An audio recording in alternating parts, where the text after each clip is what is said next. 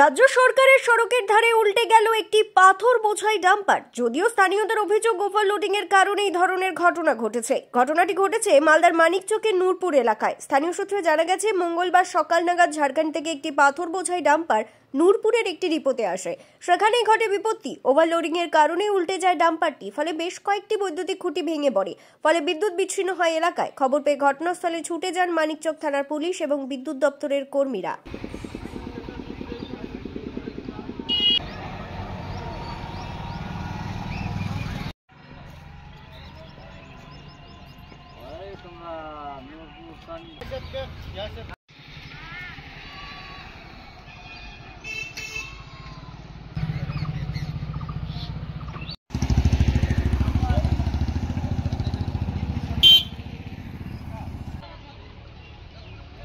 এইখানে দেখলাম কি খালি করতে ডিপো পাল্টি খেয়েছে।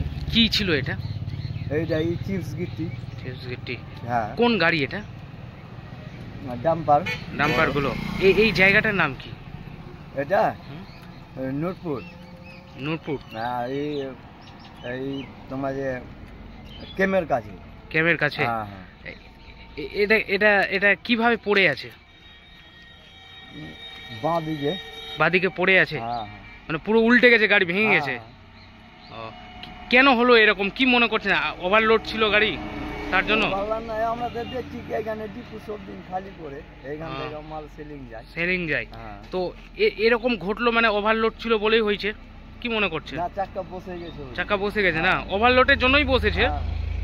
হ্যাঁ, ওভারলোডের জন্যই বসেছে। এই জায়গাটার নাম কি? নূরপুর ক্যামের কাছে। ডাম্পার রয়েছে এটা? কি নাম আপনার? সবদিন দেখি এখানে খালি করে সময় এখানে খালি করে? কি নাম আপনার? শেখ খালিল। বাড়ি? বাহারাল।